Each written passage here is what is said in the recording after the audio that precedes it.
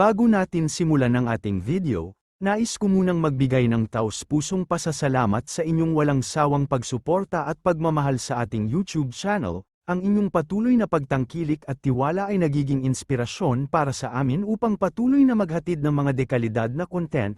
Salamat sa pagiging bahagi ng ating journey, at dahil sa inyo, patuloy tayong magtatagumpay. Bukod pa rito, napagtanto niya na ang nilalang na may kapangyarihan na kilala bilang Demon King ay hindi umiiral sa mundong iyon.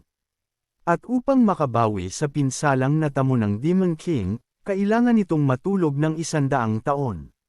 Napag-isip-isip din niya ang munting batang babae na nakilala niya kanina, na mukhang 5 taong gulang na tao ngunit may mga sungay, buntot, at kakayahang halimaw, at tanging mga dragon lamang ang kilala niya na may ganitong katangian. Dahil dito, napaisip siya na maaaring si Cholo ang gumagawa sa mga dragon bilang kanyang mga alipin, at nagtataka kung napanakop na nito ang buong mundo at baka sakali ay lumilikha siya ng mga dakilang dragon upang sakupin ang kaharian ng mga demonyo. Ang pag-iisip na ito ay lalong nagpahirap sa kanya dahil ang tanging pag-asa niya, ang Demon King, ay natutulog lamang sa loob ng 10 taon. Kaya nagpasya siyang makikipagtulungan sa mga mabubuting halimaw at gagawin ang lahat upang makaligtas. Kaya sumigaw siya sa lahat na magsimula ng magtrabaho dahil kailangan nilang maging kapaki-pakinabang. Samantala, sa Earth, dumating si Gabi sa harap ng isang dimensional rift, at agad na ipinaliwanag ng isang awakener na ito ang pinakamalaking portal na natuklasan hanggang ngayon.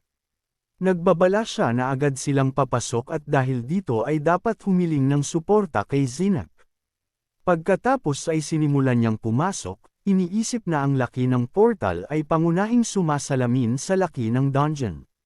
Kaya ang mga halimaw sa lugar na iyon ay tiyak na napakalakas. Ngunit nagulat siya dahil tila walang laman sa loob. Tumangala si Gabi habang ang langit ay parang nais maghulog ng isang bagay, kahit na wala namang nangyayari, parang isang predator ang lumunok sa kanyang biktima. Kaya ito ay isang zero-grade dungeon. Dahil dito, umatras siya, at agad na tinanong ni Sangho kung ano ang nasa loob upang maitakda ito bilang zero-grade dungeon. Sumagot lang siya na wala roon, na nag-aalala kay Sangho dahil ang mga rift ay nagiging mas pabago-bago. Tinanong niya kung nasa loob ba ang observation team, at sinabi ng isang awakener na naroon sila, at walang malaking problema maliban sa pagtaas ng alon sa kalangitan, kaya naniniwala siya na isang bagong rift ang babukas sa loob ng ilang oras o araw. Lumapit ang isang batang babae at sinabi na naglabas ang pangulo ng Class 3 alert. Agad na naisip ni Gabi kung sino ang darating upang tumulong at lumingon sa kanila, hinihiling na ayusin ito ng mabilis hanggat maaari. Dumating si Hun, bumati, at tinanong kung lahat ba ay sumasang-ayon na lalong umiinit ang mga araw. Huminga ng malalim ang Lancer, at humiling si Gabi ng sandaling pahinga dahil hindi siya nakatulog sa nakaraang mga araw. Samantala, sa restaurant, natapos na si Kan sa kanyang paghahanda, mukhang napaka-elegante, at tinanong ang ating bida kung baka kakaiba ang hitsura niya. Sumagot ang ating bida na estiloso siya, ngunit nais niyang malaman kung ano ang nangyayari. Kumento ng dragon na isang babae ang muling lalabas sa bagong restaurant, at tinanong ni Chulo kung si Gabi ba ang tinutukoy. Dahil kung ganoon nga, tiyak na lilito siya dahil araw-araw na siyang dumadalaw sa restaurant. Hindi pa niya natatapos ang pagsasalita nang lumitaw si Gabi, bumati at umorder ng salad. Binati rin siya ng ating bida at sinabi na ihahanda niya ito agad, hanggang sa mapansin niya ang isang bagay. Biglang iniabot ni Kan ang isang bulaklak kay Gabi, at nagtanong kung pakakasalan ba siya nito. Hindi lubos na naintindihan ni Gabi at tinanong kung talaga bang para sa kanya ang proposal. Sumagot siya ng oo. Napangiti siya ng bahagya at sinabi na hindi siya mahilig sa pakikipag-date at nakakapagod ang pakasalan ang mas bata sa kanya. Naiinis si Kan at tinanong kung ilang taon na siya. Humingi si Gabi ng paumanhin at sinabing lihim iyon, saka tinanong kung ilang taon na siya. Bago sumagot, hinayla siya ng ating bida papunta sa ibang kwarto at humingi ng paumanhin, Paliwanag na may sakit ang kanyang pamangkin at nagbibiro lamang siya. Paghiwalay nila, tinanong ni Firehair kung kakaiba ba iyon, at sumagot siya na oo, malinaw naman. Habang iniisip ito, medyo hindi komportable ang ating bida sa sitwasyon at nag-aalangan kung gagamitin ba ang kamakailan lamang niyang nakuha. Kinuha niya ang Ocean Tear, kahit hindi niya inasahan na magagamit niya ito kaagad, at pinaga niya ang kakayahan nito sa hiniwang pakwan upang budburan ng asin. Sa ganitong paraan, handa na ang watermelon salad. Hindi nag-aksaya ng oras si Gabi, kumagat, at inamin na hindi niya maintindihan kung paano naging ganoon kasarap ang pakwan, at pakiramdam niya ay tumataas ang kanyang enerhiya habang nawawala ang pagod. Nabanggit din niya na kamakailan ay hindi siya masyadong nagugutom, ngunit dahil sa ating bida, nagagawa niyang kumain ng maayos. Pagkatapos, pinayuhan niya siya na mag-ingat dahil malapit nang maglabas ng Grade 3 alert. Naguluhan siya sa alert na ito, kaya ipinaliwanag niya na ang Grade 3 alert ay ang pinakamababa.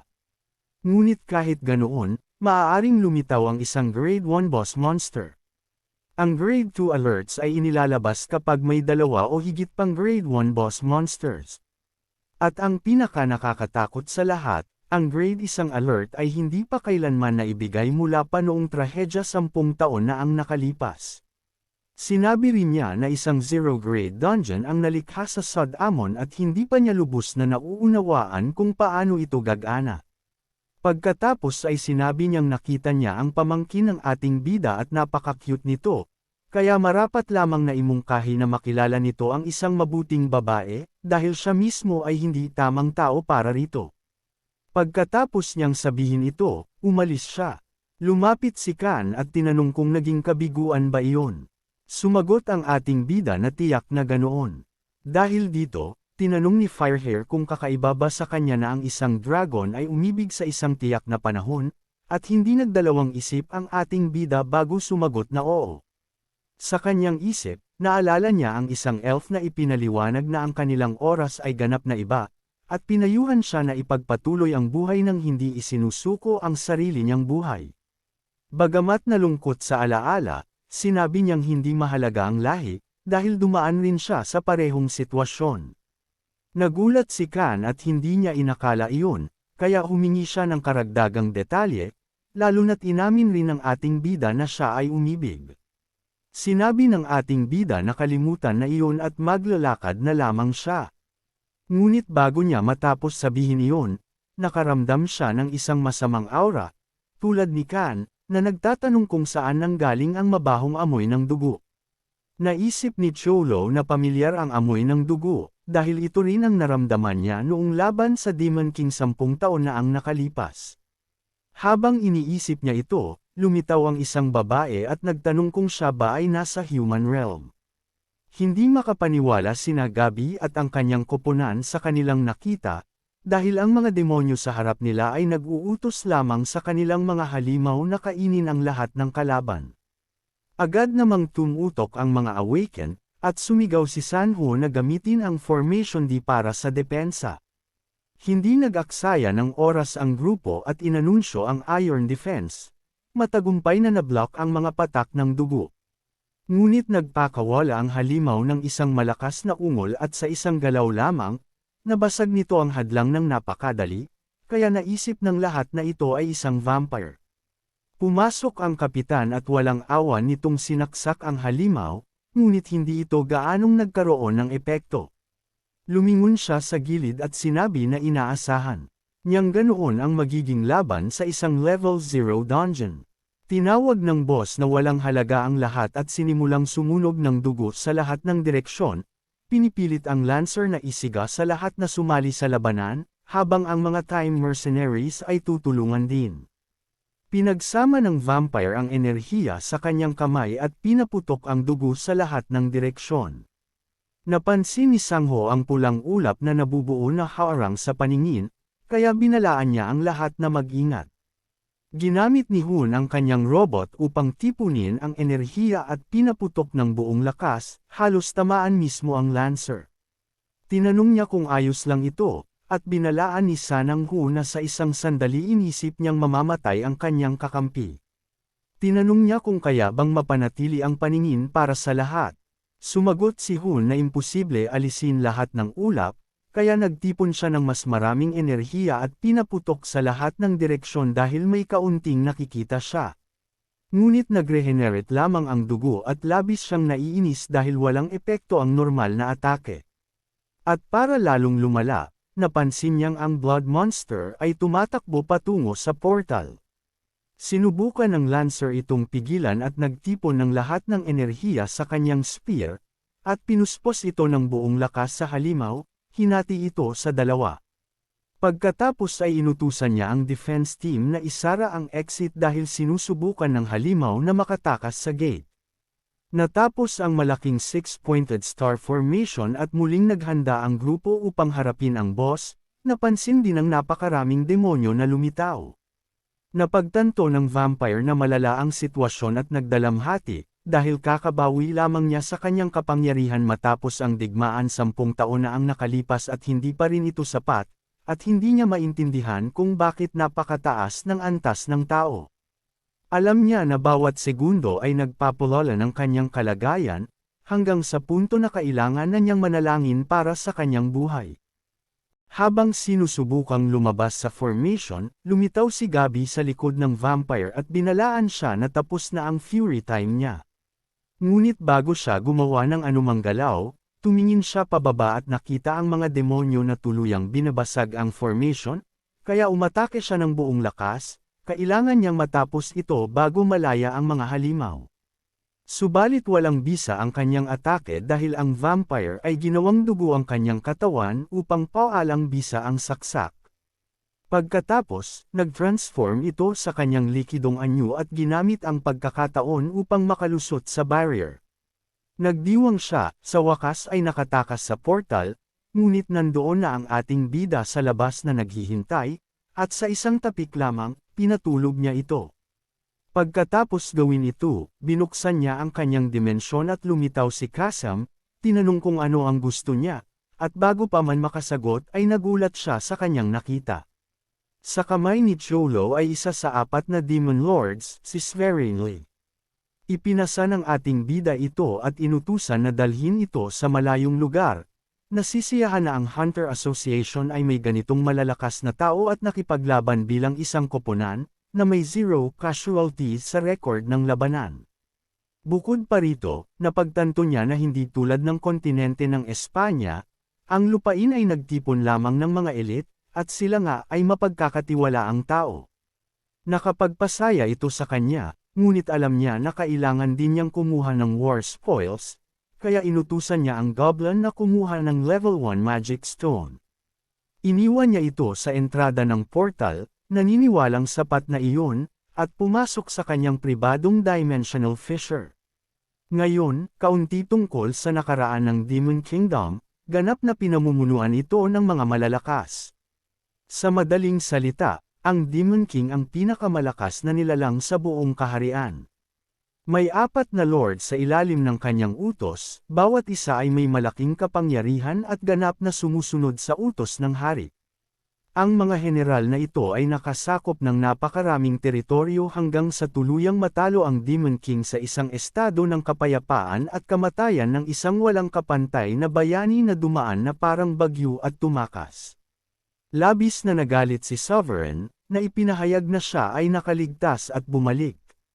Ngunit upang maibalik ang kanyang naubos na kapangyarihan, kailangan ni Sovereign na patuloy na uminom ng high-quality blood, at hindi niya maintindihan kung paano siya naging napakahina, o kung ganoon din ba ang kalagayan ng iba pang 3 lords.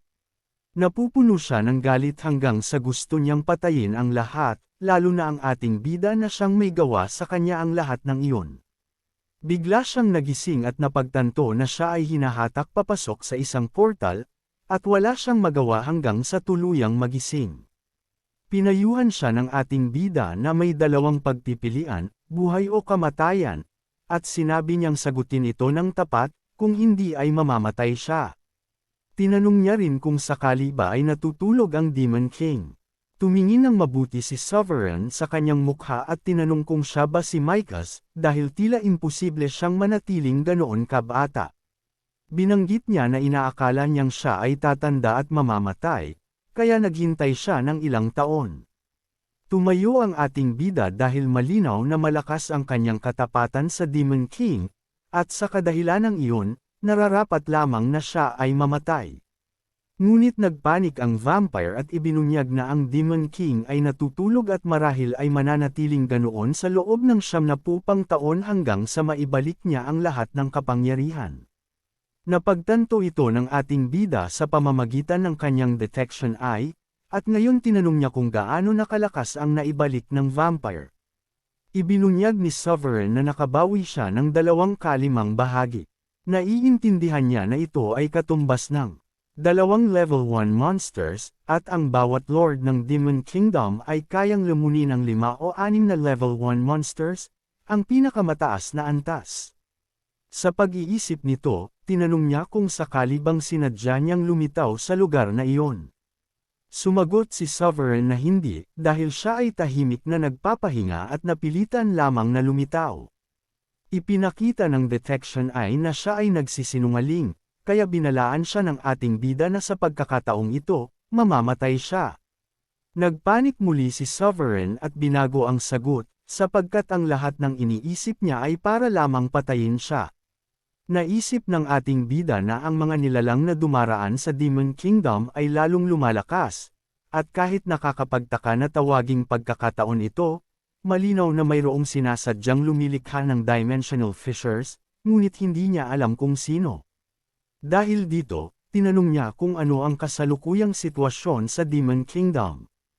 Ipinahayag niya na mula nang matulog ng malalim ang hari, ang lugar ay nasa kaguluhan dahil sa tuloy-tuloy na mga digmaan. Tinanong ni Cholo kung ang sitwasyon ng ibang lords ay katulad ng sa kanya, at sumagot siya na ang tatlo ay nagbabalik ng kapangyarihan sa parehong paraan.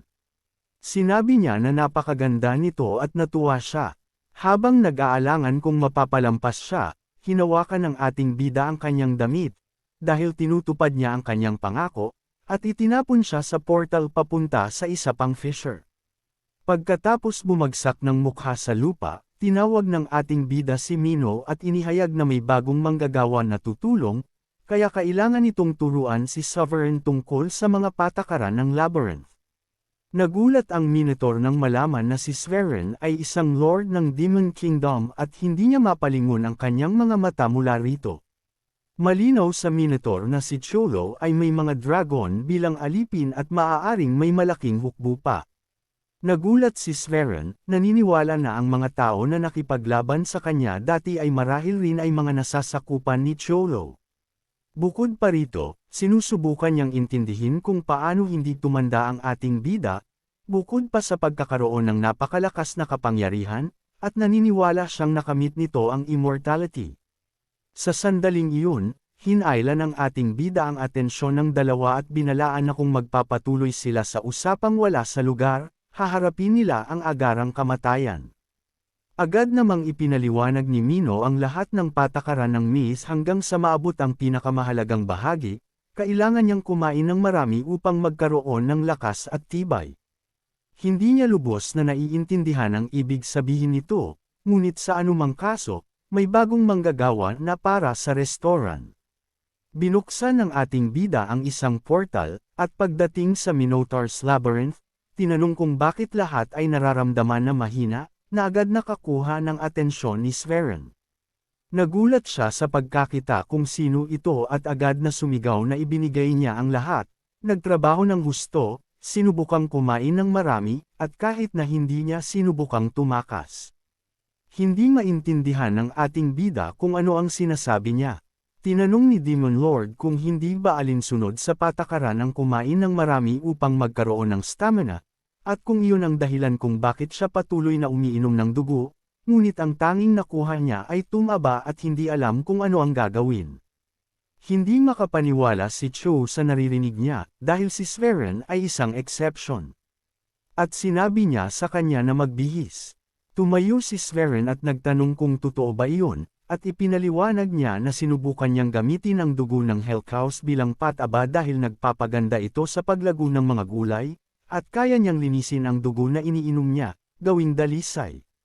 Nagulat ang ating bida dahil nakalimutan niya ang kakayahan ni Sverre na pinapino ang dugo, ginagawa itong sobrang dalisay na may kakayahang magpagaling.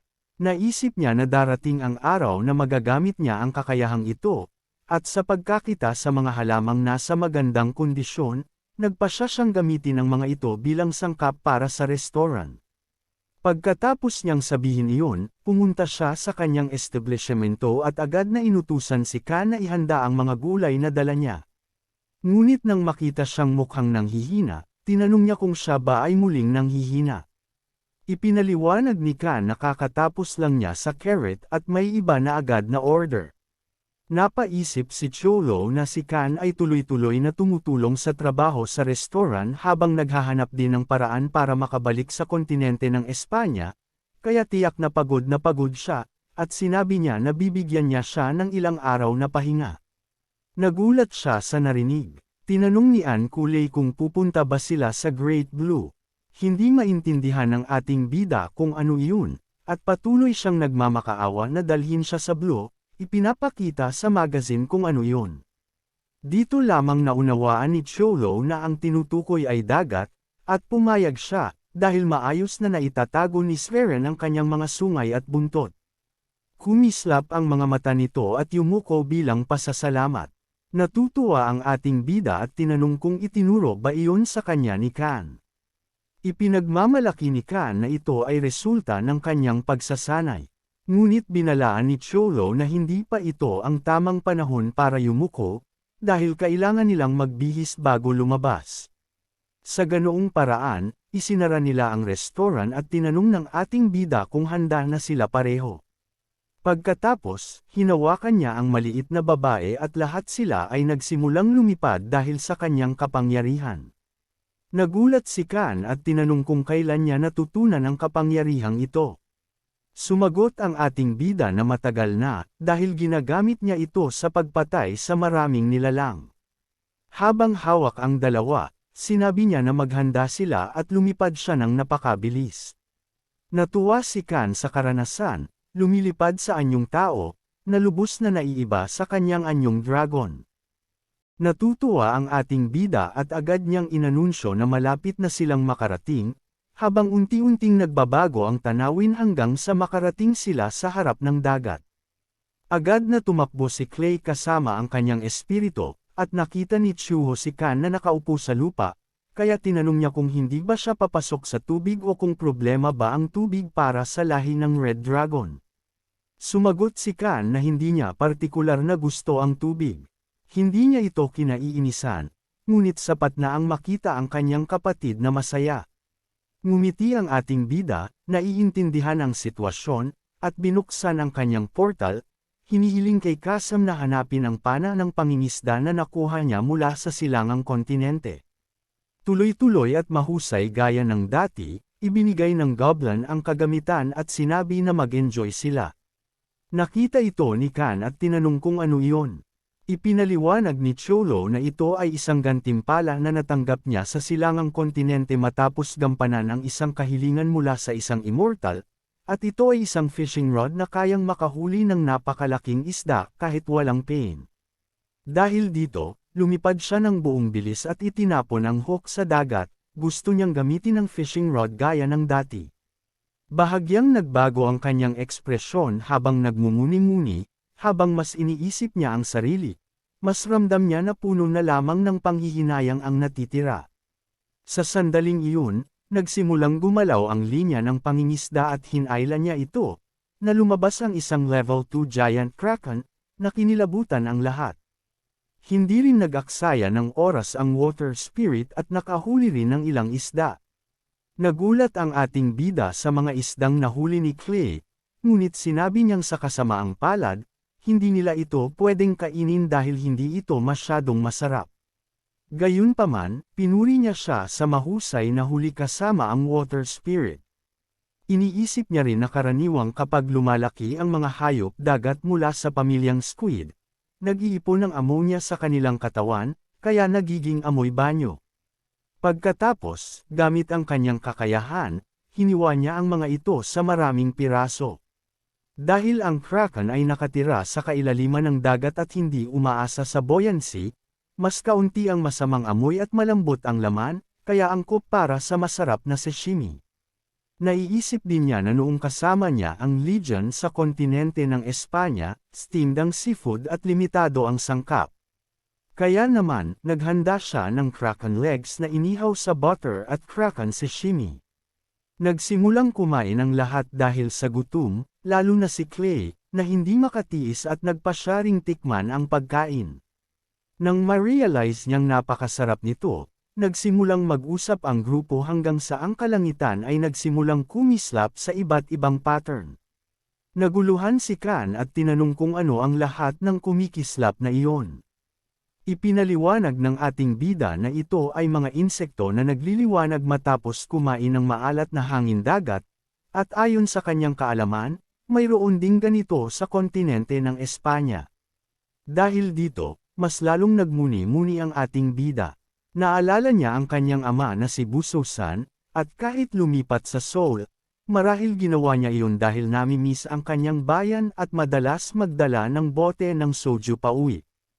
Palagi siyang nakaupo sa tabi ng ama habang kumakain ng squid sashimi, isang piraso bawat pagkakataon.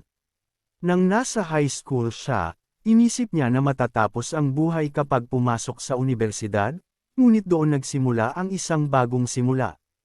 Pagkatapos matapos ang kanyang serbisyo militar at bumalik sa paaralan, dumaan siya sa isang mahirap na panahon kung saan buong mundo ay nahihirapang makahanap ng trabaho, hanggang sa umabot siya sa puntong mas pinili niyang bumalik sa serbisyo militar. Nang makatapos sa universidad, tila nagbukas ang impyerno, ang mga pangarap, bisyon, o akademikong plano ay naging walang saysay, na nagpadama sa kanya bilang isang hindi karapat-dapat na tao. Tinawag siya ng mundo ng ganito, at parehong TV at libro ay palaging kinikritika siya dahil sa pamumuhay ng walang iniisip.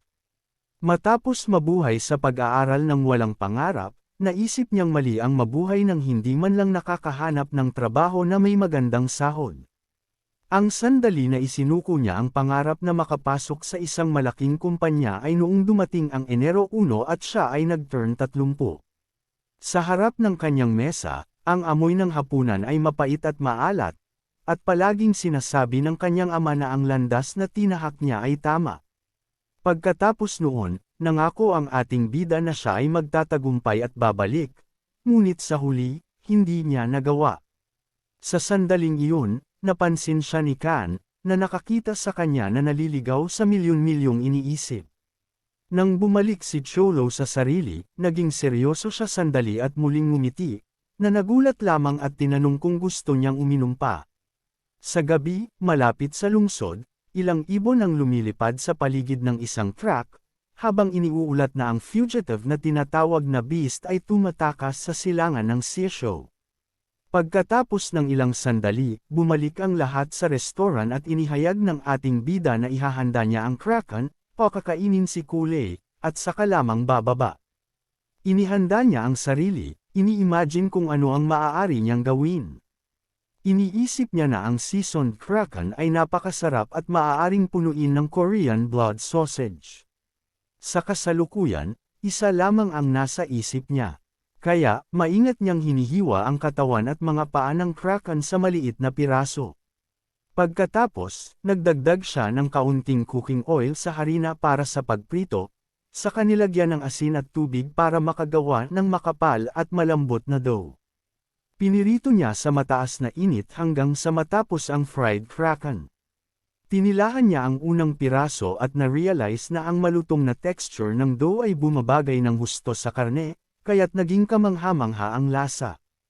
Ini-imagine niya na karaniwan, ang soju ay babagay dito, ngunit sa sandaling iyon, beer ang pinaka-ideal. Habang naghahanda siyang kumuha ng inumin, narinig niya ang pusa na umiiyak.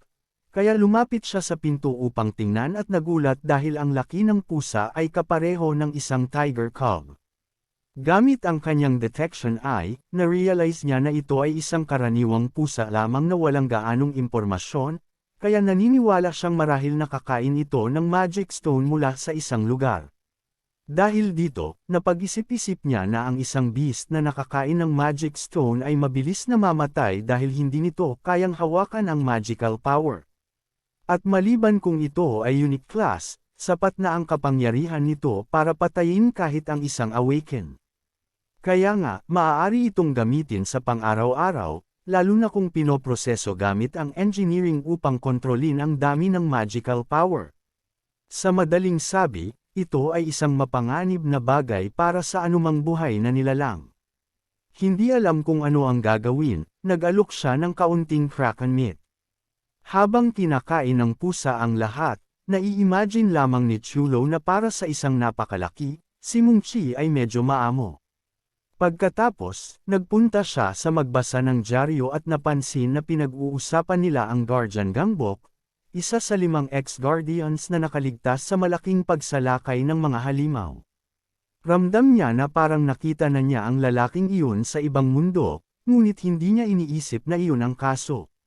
Napansin lamang niya ang isang bagay nang mabasa niya na nagkaroon ng atake ng mga higanteng pusa. Agad niyang tiningnan sa gilid, ngunit napansin niyang kinain na ng pusa ang lahat ng pagkain at umalis.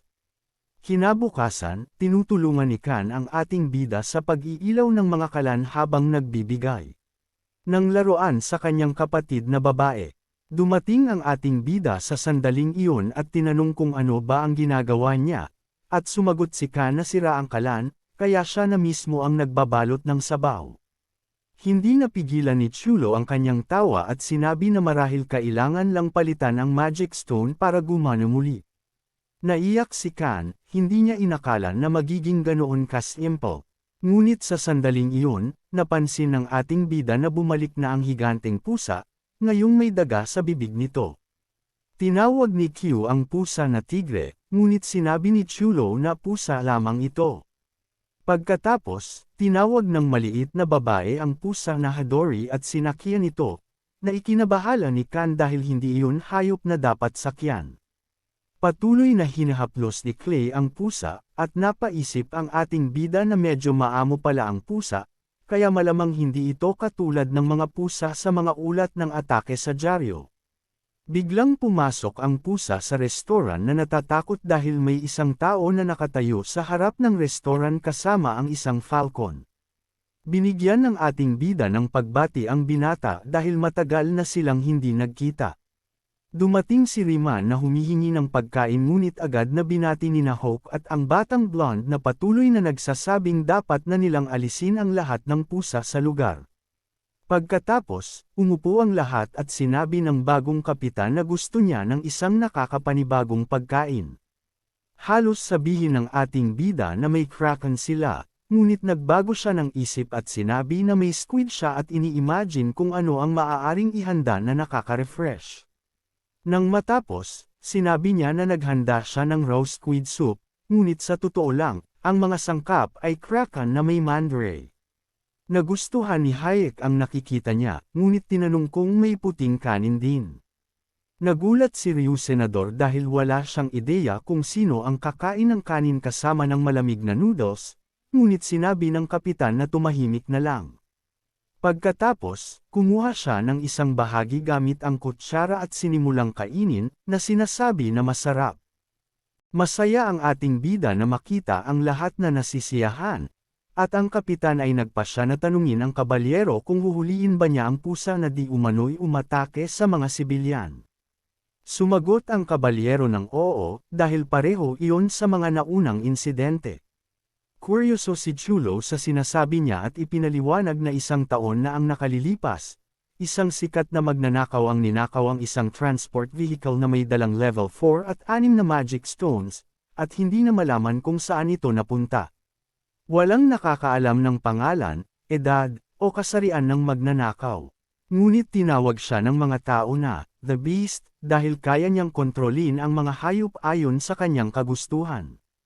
Sinabi ni Ryan sa kanyang partner na simulan ang paghuli sa takas at huwag hayaan na makatakas sa lungsod. Dahil dito, inaktibo niya ang kanyang kakayahan, nagpalabas ng maraming ugat mula sa lupa na umatake sa tumatakbong truck. Ngunit sa isang pito lamang, ang beast ay nagpalabas ng maraming uwak na umatake sa lahat ng ugat. Bukod pa rito, may mga kristal sa mga tuka ng mga uwak, at muli, sumigaw si Rayam na hulihin siya. Patuloy ang batang babae sa paggamit ng kanyang magic sa maximum na lakas, ngunit nagulat siya nang biglang lumitaw ang isang higanteng tigre, winawasak ang lahat. Nagulat si Four Eyes dahil ang beast class ay pareho sa kanya, parehong level ngunit tila mas mababa. Tumingin siya sa gilid at napansin na maraming higanteng pusa ang pumasok sa kagubatan. Dito niya naunawaan na ang mga uwak ay palatandaan dahil may isa pang hayop na kumain ng monocrystal at nakatakas. Samantala, ang takas na beast ay nakatayo sa truck kasama ang kanyang higanteng tigre, may kumpiyansang ngiti. Sinubukan nilang lumapit ngunit napagod agad dahil ang target ay biglang nawala, kaya nabigo ang paghuli ng hunter beast. Habang ikinukwento ang pangyayaring ito, ipinaliwanag niya na pinakain ng target ang mga pusa ng 4th class crystals, 30 sa kabuuan. Kahit na nahuli nila ang 26, lahat sila ay namatay. Kilala na iilang hayop lang ang makatatagal sa kapangyarihan ng monocrystal, ngunit pansamantala, nakakakuha sila ng kapangyarihang lampas sa kanilang species. Tinanong ni Chulo kung ibig sabihin ba nito na aalagaan niya ang natitirang 4 na pusa. Sumagot siya ng oo, at sinabing kung swerte, maaaring mahuli ang mga pusa ng buhay, ngunit mamamatay rin sila pagkatapos. Ginamit ng ating bida ang pagkakataong ito para magmuni-muni, dahil hindi niya maintindihan kung bakit gustong nakawin ng Phantom Thief ang mga magic stones. Naghinuha si Ruman na marahil gagamitin ito para lumikha ng isang bagay na dakila, at kahit hindi pa nakukumpirma, tila tama ito dahil maraming awakened na aktibo sa uninhabited zone ay mga dayuhan.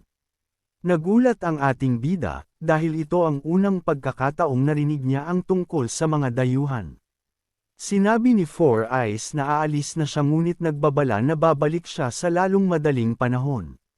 Sabi rin ng dalawang ibang awaken na ganoon din. Habang naglalakad si Ryuman sa gubat, napansin niya na may ilang pusa na nahulog na, gaya ng inaasahan, dahil hindi nila matiis. Ngunit nagulat siya nang makita ang isa na nakatayo pa at buhay pa rin pagkatapos kumain ng monocrystal. Hindi niya maintindihan kung paano ito nakabuo ng ganito kalakas o kung posible nga ba ito. Lumapit ang pusa para umatake, na kumatawag ng pansin ni Ryuman, at naisip niya kung baka pinuprotektahan lang nito ang kanyang mga kasama. Nagsimulang pawisan si Ryuman, iniisip na isang galaw lang at matatapos na ang lahat, at malulutas ang isang taong kaso ng nawawalang magic stones, kahit mabigat ang konsensya. Naiisip niya na hindi niya pwedeng sirain ang kanyang trabaho dahil sa isang sandaling awa, dahil dapat hiwalayan ang pampubliko at pribadong usapin, at naniniwala siyang tama ang ginagawa niya. Samantala, sa restaurant, nag-iisip ang ating bida tungkol sa mga dayuhan, dahil malamang galing sila sa Land of No One, isang lugar kung saan walang batas at maraming gates ang naiwan ng walang bantay. Dahil dito, malaya ang mga halimaw, at limitado ang mga makakapasok. Napag-isip niya na kung nakakaikot ang mga tao sa ganoong lugar, sila ay malalakas na awaken, at dahil hindi ito mukhang lihim, nais niyang magtanong patungkol dito. Habang iniisip ito, may pumasok sa restaurant. Ito si Ruman muli, na ngayon ay nagtatanong kung may malakas na inumin. Sinabi ni Cello na ang tanging malakas na inumin na available ay ang fire drink, na hindi naman pinakamaganda, at tinanong kung ayos lang ito. Sumagot si Four Eyes ng oo, at naisip ng ating bida na kung iinom siya ng inumin na may 60% sorghum sa walang laman na tiyan, siguradong maghihirap siya kinabukasan. Kaya naman naisip niyang bagay ito sa sweet and sour meat. Napag-alaman niyang wala siyang baboy, kaya gagamitin niya ang baka na binili niya noong nakaraan. Habang inihahanda ang lahat, pinapayat niya ang karne at mabilis na pinirito. Kasabay nito, tinanong niya ang awakened kung ipapadips ba niya ang sweet and sour meat sa sauce. Hindi niya masyadong naintindihan ang tanong, at sinabi na iniisip pa niya kung anong side dish ang i-order, ngunit naisip na bagay ang sweet and sour at humiling ng asin imbes na sauce. Nagulat ang ating bida dahil malinaw na alam ng tao kung paano ay appreciate ang karne, dahil mas napapansin ang pure flavor nito. Nang may handa ang lahat, inihain niya ang tray at hindi nag-aksaya ng panahon si Ryan, kinuha niya ang isang piraso ng karne at inilagay sa kanyang bibig. Kasabay nito, umiinom siya ng kanyang inumin at lalo pang natuwa dahil napakasarap.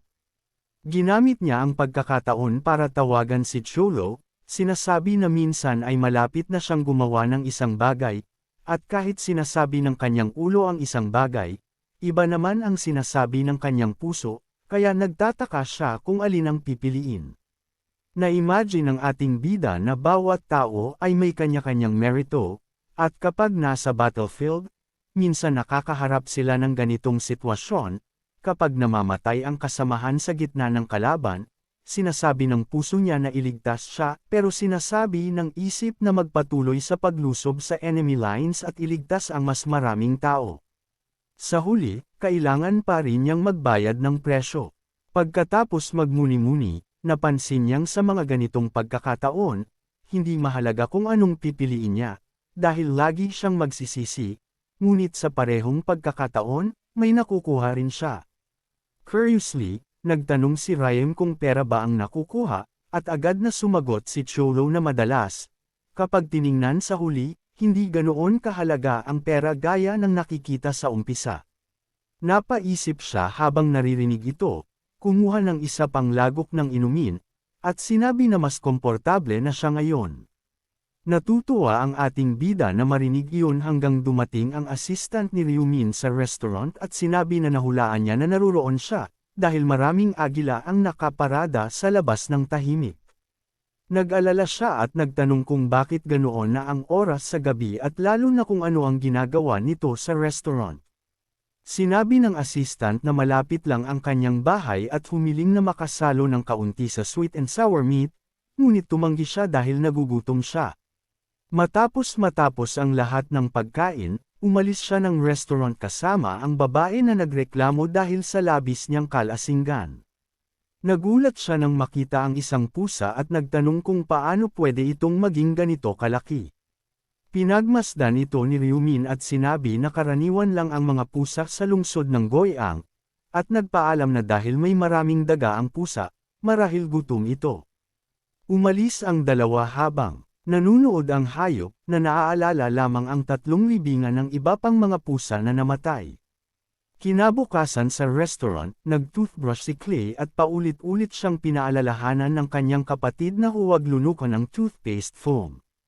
Dumating si Cello at nagulat dahil hindi siya nagkaroon ng bangungot sa unang pagkakataon, at nang makita ang pahayagan sa mesa, napansin niyang naibalik ni Four Eyes ang lahat ng ninakaw na mana crystals. Napagtanto niya na bumili siya ng 4 na grade 4 magic stones mula sa sarili niyang pera para punan ang kakulangan, na isang malaking gastusin kahit para sa isang guardian, at napagpasyahan na magandang tao siya at magiging dakilang guardian. Ngunit agad na nagbago ang kanyang ekspresyon nang makita ang ulat sa pahayagan tungkol sa hindi kilalang mist na may kinalaman sa mga foreigners. 30 taon na ang nakalipas mula nang magising ang mga tao ng kanilang mga kakayahan, at lumipas ang 3 henerasyon kung saan napakaraming awakened ang lumitaw at nawala. Sa panahong ito, lagi nang may ideological na tunggalian, ang isang panig ay nagsabing dapat nilang protektahan ang mga sibilyan at magtayo ng mga lungsod, habang ang kabilang panig ay sumalungat, at palaging naglalaban ang dalawang grupo. Pagkatapos ng malaking monster invasion 10 taon na ang nakalipas, naghiwalay sila at nagpatuloy sa kani-kanilang landas. Tinitingnan ng presidente ang ulat tungkol sa mga foreigners at malalim na bamantong hininga. Alam niyang sila ay tumatawid sa isang ilog na hindi na nila kayang balikan. Samantala, si Hun ay nag-aayos ng kanyang battle mecha, dahil pakiramdam niya ay mabagal pa rin ang injection speed at kailangan ng kaunting adjustments. Lumabas siya sa robot at sinabi na tumaas ang galaw ng 50%, ngunit hindi siya sigurado kung sobra na ang pagdagdag ng artificial muscles. Sabi ng assistant niya, kakailanganin nila ng bagong materyales na kayang tiisin ang lakas ng monocrystal. Tumango siya at naintindihan, hanggang sa mapansin niya si Ryan sa silid at tinanong kung ano ang nangyari. Sinabi nito na dumaan lang siya dahil pupunta siyang mag-ulat tungkol sa fugitive beast. Sinamantala ni Hun ang pagkakataon at tinanong kung narinig niya na bumabalik ang Undertaker, at ibinunyag na ito ay hindi isang shadow o publiko ang alam, kundi isang unofficial grade isang awaken, dahil kung magiging pampubliko si Jewelger, magdudulot ito ng kaguluhan. Naging malalim ang kanyang iniisip dahil una nilang pinadala si Gabi, at ngayon pati ang Undertaker. Naniniwala siyang tiyak na may malaking bagay na malapit nang mangyari. Samantala, si Gabi ay nagtatakas mula sa panganib, habang ang mga awakened bats ay kinakagat ang kanyang binti. Naiinis siya ngunit nagawang makipaglaban at makatakas muli. Kasabay nito, si Khan ay tinitingnan ang city map, at dahil hindi pa niya naimbestigahan ang Northwest Portal, iniisip niyang dapat pumunta sa lugar na iyon. Nakasakay siya sa motor na ibinigay ng ating bida, na pinapagana ng monocrystals, upang sulitin ang kanyang libreng oras. Habang papalapit siya sa toll gate, naabisuhan siyang may inspection. Tinanong niya kung bakit marami ang inspection nitong mga nakaraang araw, at sinabi ng empleyado na dahil delikado ang uninhabited area, kaya kailangan nilang suriin ang kanyang ID. Matapos suriin, tinanong siya kung talagang nais niyang bumalik sa lugar. Sumagot si Khan na oo, isip-isip na tinuruan siya ni Chulo na tretuhin ang ordinaryong tao ng may respeto, kahit hindi niya ramdam ito. Pinapasa ng empleyado ang kanyang device upang suriin kung wala siyang dalang bawal at pinapapirma siya sa isang liability waiver, dahil delikado ang lugar. Pagkatapos, ipinagpatuloy ng Dragon ang kanyang paglalakbay at matapos ang ilang sandali, huminto siya, iniisip na ligtas na ang lugar kung nasaan siya. Inihanda niya ang sarili dahil kailangan niyang seryosohin ang kanyang investigasyon, at tumalon mula portal sa portal. Pinag-aralan niya ang mga ito, sinusuri ang kanilang antas, hanggang sa nanghihilo siya, dahil isa sa mga portal ay tirahan ng mga monsters na umaatake ng grupo, kaya naisip niyang aksaya lang ang oras.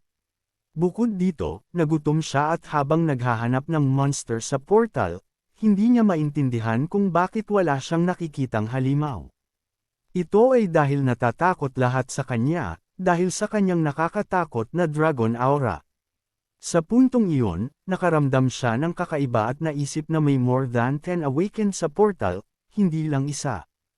Habang iniisip ito, napahinto siya nang makita si Gabi, na napapalibutan ng ilang awakened.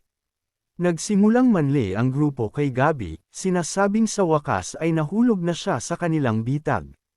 Napagtanto niya na hindi maganda ang kanyang sitwasyon dahil mabilis kumalat ang venom ng vampire, at naisip na siguro matagal na siyang nag-imbestiga sa mga foreign portals gamit ang kanyang stealth ability, kaya madali lang sa kanya at walang problema, ngunit ngayon ay hindi niya alam ang gagawin.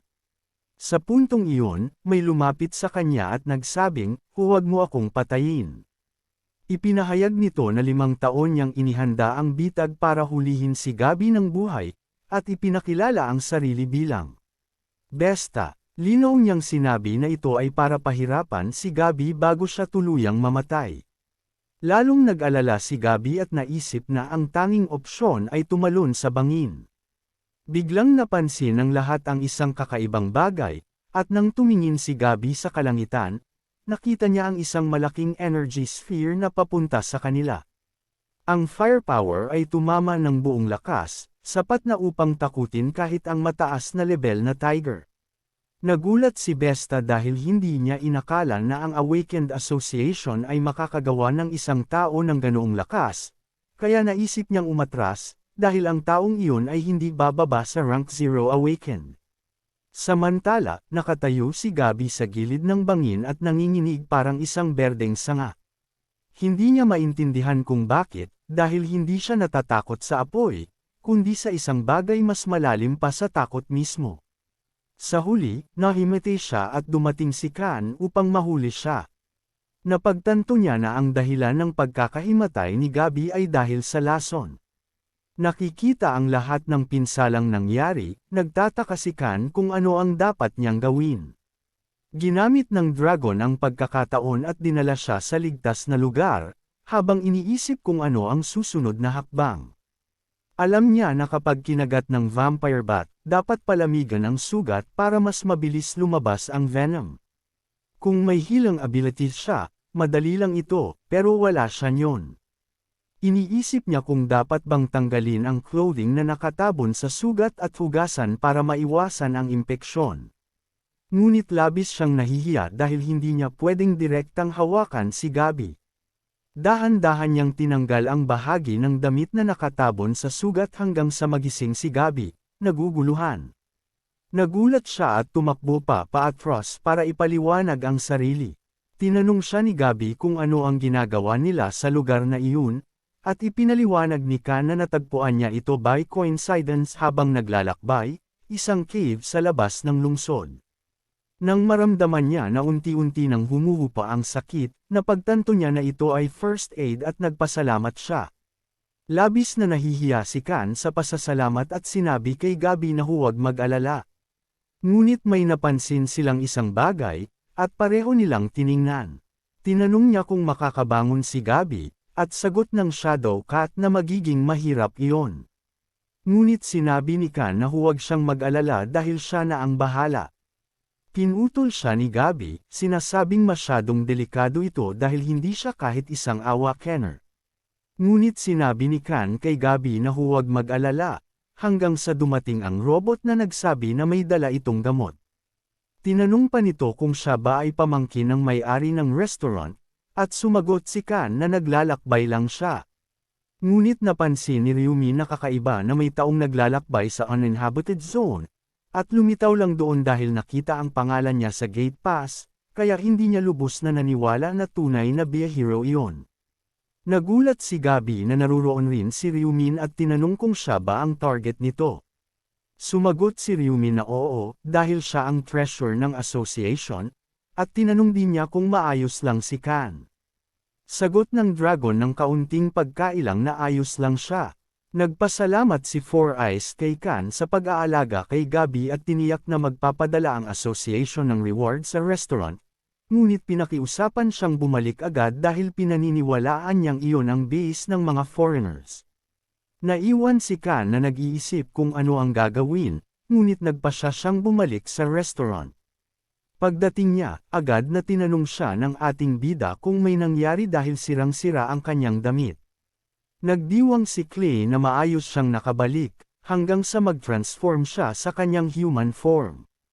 Tinanong ni Khan kung hindi nakakapagod ang paglalaro kasama niya, at sagot niya na mentally draining ito, pero sa ganitong paraan, mauubos ang enerhiya ni Clay at sa gabi, matutulog na lang siya.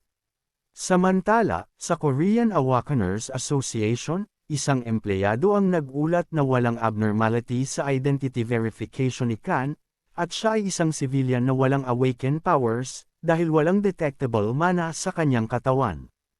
Ipinunto rin niya na hindi lamang siya naglakbay sa uninhabited Northwest, kundi may travel records pa sa iba't ibang uninhabited regions.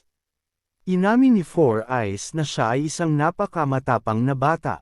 Ipinasa ng empleyado ang mana scan results at pagkatapos makuha ang mga records ng ating bida at Khan, tinanong kung talaga bang sila ay civilians na walang detectable mana.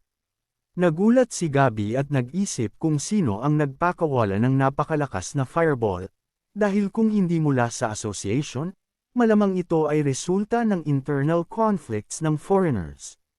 Ngunit isang bagay ang malinaw sa kanya. Kahit na tinulungan siya ng batang iyon, lahat ng kanyang nerbiyos ay sumisigaw na tumakas. At higit pang natakot si Gabi kaysa noong siya ay hinahabol ng mga foreigners, dahil ito ay isang primal fear.